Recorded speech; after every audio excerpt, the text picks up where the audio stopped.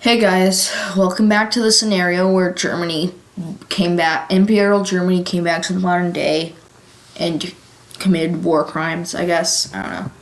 Alright, this is part 2, so watch part 1 if you didn't, and I'm not going to explain what happened. So, this one's going to focus on how Germany deals with other really strong powers like Britain, France, and Russia. Because, we might just have World War I. Okay. So, here we have Belarus. Now, Belarus is good friends with Russia. And Germany is eyeing up Belarus because it would be a good vassal. But Belarus does not like that, actually. So, Germany is going to give them, a choice to agree to these borders and become a vassal or die. And Belarus says no, which was a bad choice. But Russia will come to Belarus's aid by sending military support across the border. So this is looking to be the start of a war. Alright, so Germany is going to immediately try and enforce their claim before the Russian forces can arrive. So is the Poland state, and they almost claim all the land they want to until the Russian forces arrive in a joint operation with Belarus to kick these German forces mostly out of the country for the most part, which is pretty crazy because this is the first time Germany's been pushed backwards. But this wouldn't last long because the Poland and Germany worked together on this operation to make a big swooping motion around the Belarusian, I don't know how to say that, the Belarus troops. Yes, the encirclement and eventual destruction of the Belarusian troops is pretty major, and Russia is you can handle this one, Belarus, I gotcha, yeah. No, bad news for Belarus, but, yeah, they're gonna get capitulated. No, it's F, God dang. Okay, so yeah, they wind up capitulating, which is not good. I think that's the consensus. Okay, so this is gonna wind up being the borders. Afterwards, I'm gonna say that, that, that, and the rest of this is gonna be a puppet.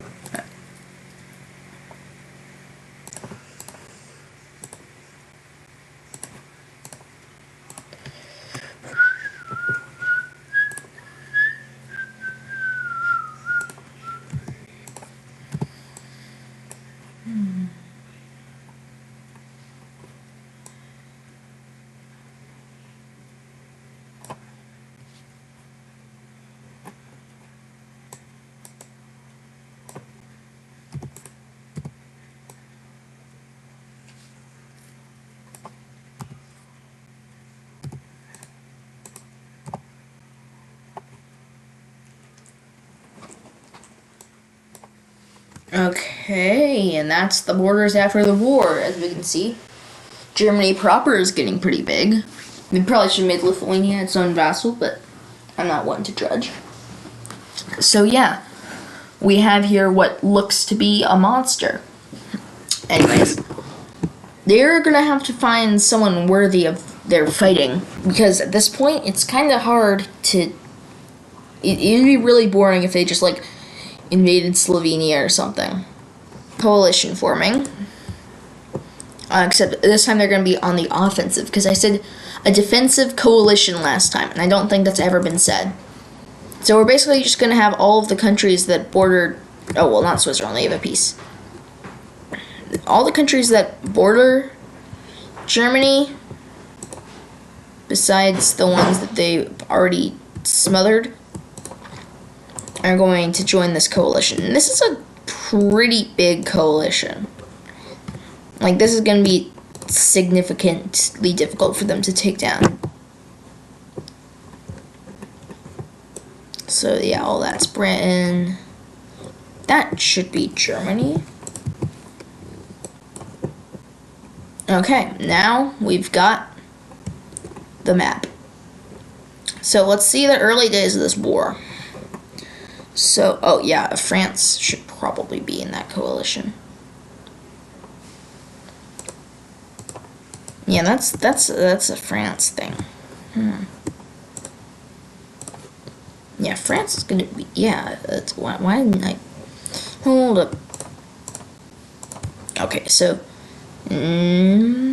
this coalition's looking pretty sad so far. France, that should do it. Okay, Italy's not gonna not. Italy's just gonna not. Okay, so France, you're gonna just do that. So yeah, France makes a push into Belgium. And Britain makes a push into the Netherlands.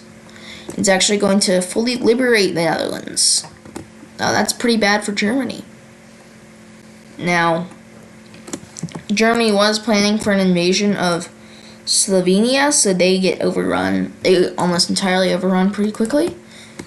But Hungary manages to push them back a little bit. Now that happened, but then that happened. Ooh, that's not good. That's not good. Yeah, Ukraine was kind of building this up for a long time because they knew Germany was coming. The only place where Germany is like reasonably successful is in Latvia, where they because they were planning for an invasion of that place too, I guess. Then there's Norway, which initially goes well, but then goes pretty much the opposite of well. Yeah, I consider that yeah, Denmark keeps getting invaded just because it's just a really pivotal place. Germany will manage to get Greenland this time, though. Yeah, I kind of forgot about that during the last episode, that Greenland existed. But, you know, it's fine. Okay, so now, this is the state of the war early on. And Germany looking pretty weird, I'm not gonna lie. Like, that's just a circle with a tail. Okay. Now, Germany's gonna start turning it around by conquering parts of Hungary and almost finishing off Slovenia. And Hungary will take up the mantle for the rest of it.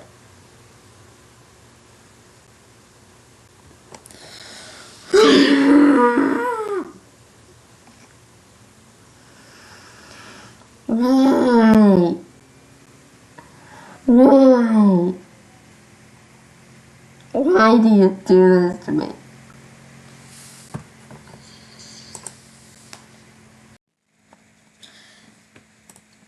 So, at this point, Germany is going to try and conquer some of these, some of the lands belonging to Hungary and Slovenia. And they're going to be mostly successful and almost completely wipe out what's left of Slovenia. And Hungary will take what's left. So, after that, Hungary's going to realize they're in a tight spot, and they're going to basically just try and mitigate whatever's going to happen by sending a stupid amount of forces straight out and then retreating. So Germany has to spend a lot of resources taking all that land back. That was a really dumb move because they lost a lot more men than Germany did. So I don't really know what they were planning there. That was pretty dumb. Anyways, Ukraine is gonna cook. Not gonna lie. Like, they take up most of southern Poland. And at this point, Germany's like, okay, hey, Ukraine, hey. Here's an idea. How we should come to a separate peace where you're allowed to keep all the gains you have made so long as you promise to perpetual peace, yeah. So long as you promise to not attack me ever. And Ukraine's like, heck yeah, man, that's like a lot of land. So Ukraine gets all this. No, except for Belarus, they only get like, nope. Except in Belarus, they only get like that much. Because like, they don't want more angry Belarusians in their borders. I mean, they've already got enough angry Poles. So yeah, that's gonna be what the border with Ukraine looks like, and they are going to leave the coalition. After that, Ukraine is stacked and is probably never gonna have to fight a war again.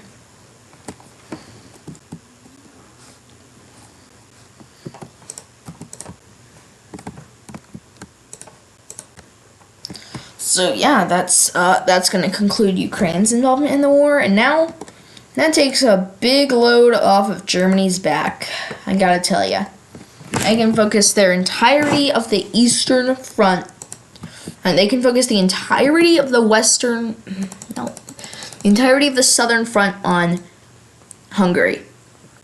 And Hungary's gonna be like, whoa, hey, Germany, hey, buddy, we're buddies, right? Yeah. So they're only gonna go about that far before they chill. But that, oh my god.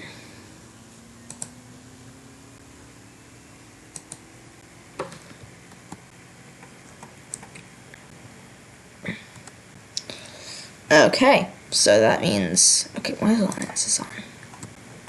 Okay, so that means that France is going to keep on killing Germany and liberating Belgium, and Britain's going to do the same thing, but with the Netherlands, and it's going really well, like worryingly well for Germany. But they're not going to wimp out and try to pull the separate peace card. Nah. They're just going to have to kill all of their allies first. So, they are going to work on killing Estonia and Latvia, and also make a landing in Finland, which is going to go really well. Like, they almost reach Helsinki and stuff. So, all of that land, and up north, people are like, we want more representation or something. I don't know. They're rebelling up north to join Germany. So yeah, this is not going good for anybody except Britain and France. Now they're trying to pull the separate peace card because they're like, hey, if we take much longer in this war, we're gonna end up like them. Nah, we're probably fine. Nah. But actually, Norway gets brutally dismembered. And, yeah, it's not looking good for Norway. And eventually, Finland, Latvia, and Estonia all end up surrendering. So does Hungary. And that's the end of any chance that Britain and France have for winning. Because all of their allies have surrendered. Cooked. Okay, so German Netherlands is going to have a revolt to go back to Germany. Then the Dutch Netherlands is going to have a revolt to become independent. Hold up. Then this part of the Netherlands is going to have a revolt to become independent. Then they're going to have another revolt to have. Then they're just going to get conquered by Germany, anyways. Then. Okay, and then France gets pummeled And France is like, okay, Germany, okay, how about this? How about you get to take back Belgium, and here's the kicker. And you get a lot more of my territory. Like, I'm talking like basically just Alsace, but more. How's that sound? And Germany at this point is just tired. And it's like, fine. Alright, that's the new border with France. And Britain's like, I surrender. Yeah, I surrender. So, yeah, they surrender. Nothing changes. France and Britain just has to pay a lot of taxes to Germany. Okay. Okay, and this is gonna be the peace treaty for after the war. So, Ukraine, massive now, like it's just huge. It expanded greatly into into what was Poland. Then we have Germany conquering and annexing Norway and Slovenia and Lithuania, no, and Latvia directly, with Estonia being released to the Helsinki Republic, and Finland is also a vassal. Then we have Greenland being and the Faroe Islands being directly annexed. Britain has to pay war reparations. France just is being amputated. They used to say it was a hexagon. Now it's more like a lumpy pentagon, if anything. Okay, and yeah, that's going to wrap up the video. Yeah, that was all the members of the Alliance. Okay. Thank you guys for watching, and have a great day. And that's gonna be part 2. Bye.